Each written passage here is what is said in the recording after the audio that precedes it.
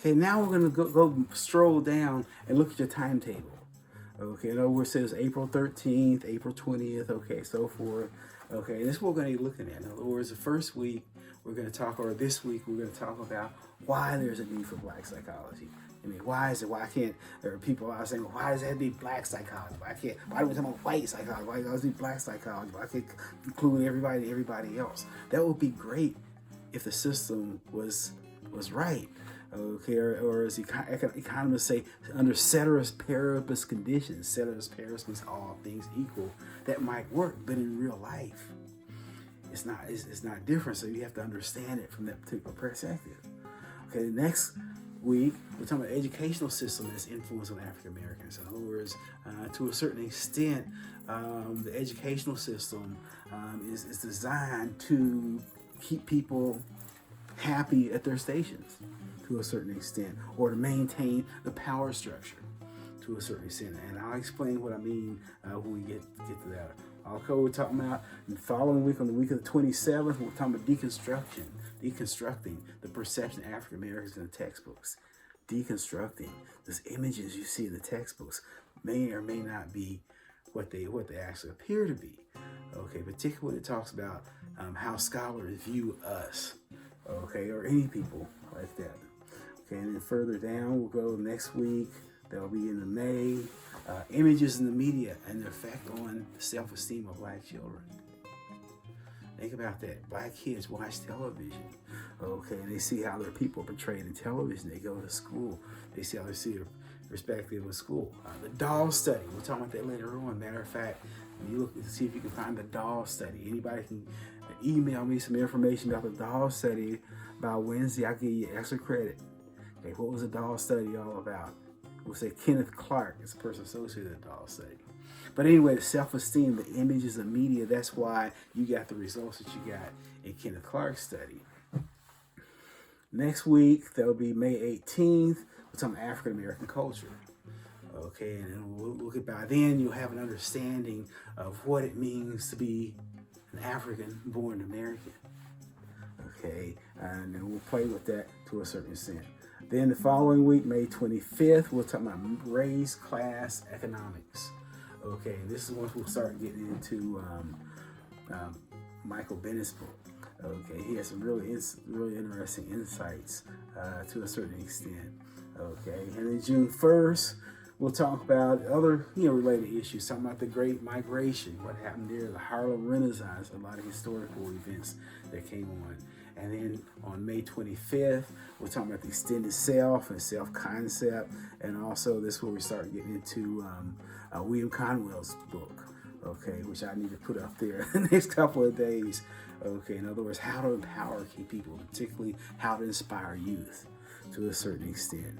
Okay, I mean, my perspective, I'm not a fatalist. I believe that African Americans can turn things around. Okay, be honest with you. I mean, think about it in terms of if every African American who went to college went into teaching, we turn around one generation. That's all it takes, one generation. We turn it all around. Okay, but think about it in terms of extended self. But further down, then June 6th, we're talking about public policy and African American family. And then from there, I'm not really sure when schools ends because I've never. And then the final weeks, whether it's June 13th or whatever, I'm about how to make a difference. Okay, assignments. I'm not really sure yet. I'm still trying to figure it out. I do plan to give you tests, and I'll be test you on videos and lectures. And these lectures I'm talking about are also on the PowerPoint. Okay, so if you look in your file section, you'll see a PowerPoint up there, which you're using your title. Use something the same title as the lecture. So this lecture I'm giving you now goes along with the PowerPoint that's on your file section. Okay, so you can either read it while you're watching it, or watch me and read it, or you just read it the same. But oftentimes it helps if you hear it and then read it too.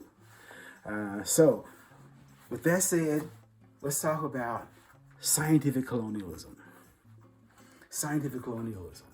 Scientific colonialism is the political control of knowledge. The political control of knowledge. Okay, now 3 things, according to Wade Nobles, goes into scientific colonialism. You lie, you doctor the truth, and then from that, the people become conceptually incarcerated.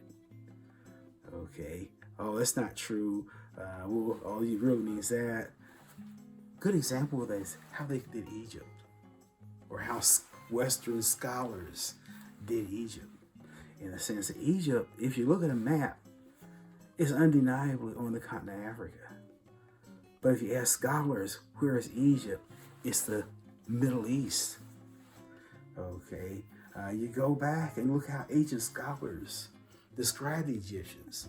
Herodotus, the father of history, described the Egyptians as having black skin and woolly hair. Aristotle referred to Egyptians. The Egyptians and Ethiopians are cowards because they have dark skin and woolly hair. Aristotle said that Egyptians and Ethiopians are cowards because they have dark skin or black skin and woolly hair. But when you watch the movies or watch television, you look at the textbooks, you see the Egyptians as anything but black. Okay, what is that all about? Well, we're lying about the key issue, because if you take Egypt out of Africa, now Africa becomes a jungle with savages and animals and gorilla-looking people. And so we keep Egypt out of Africa. But if you go back and look at the people who lived with Egyptians and breathed with Egyptians and interacted with the Egyptians, Aristotle, Plato, Socrates, Pythagoras, and they saw the Egyptians as black. But then you look at the textbook. If you take Egypt out of Africa, okay, and you make them think, well, it's something else, then black kids growing up saying, well, I only have slavery. Okay, let's think about that. There are three main theoretical perspectives on looking at black people, African Americans. Three theories, and all of them, everything else you hear comes from one of those three theories. And throughout the quarter, hopefully you'll be able to recognize them when you hear about some of what William Julius Wilson said about black folks, or what Tavis Smiley said about black folks. You'll know what perspective he's coming from. There are three main perspectives: inherent inferiority, cultural deprivation, and then cultural integrity.